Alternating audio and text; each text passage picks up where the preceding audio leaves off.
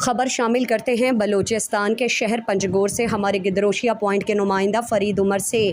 National party اور جمعیت علماء اسلام کے زیر اہتمام ضلع کونسل کی چیئرمین شپ اور وائس چیئرمین شپ پر کامیابی پر جشن زیمل ہاؤس چتکان میں تقریب منعقد ہوئی۔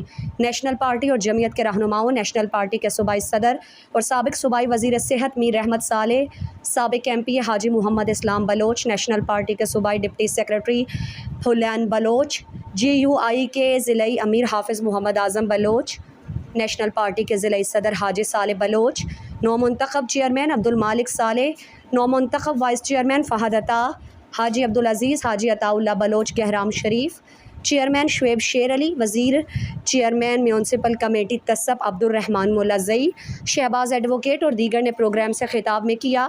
انہوں نے کہا کہ دونوں جماعتوں کی قیادت اور کارکن مبارکباد کے مستحق ہیں، جنہوں نے ثابت قدم رہ کر سرکاری مشینری کا مقابلہ کر کے کامیابی حاصل کر لی۔ نومنتخب چیئرمین اور وائس چیئرمین سے امید رکھتے ہیں کہ وہ اپنی صلاحیتوں کو عوام کی فلاح و بہبود کے کاموں پر صرف کریں گے۔ سازشوں کا مقابلہ اتحاد اور اتفاق سے ممکن ہے۔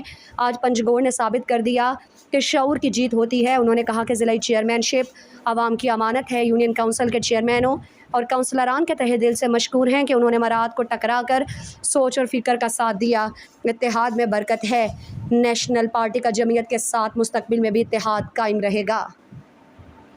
مزید دلچسپ معلومات اور خبروں سے آگاہ ہونے کے لیے Gedrosia point Facebook page, Instagram, Twitter کو فالو اور یوٹیوب چینل کو سبسکرائب کریں۔ بیل آئیکن بٹن دبانا نہ بھولیں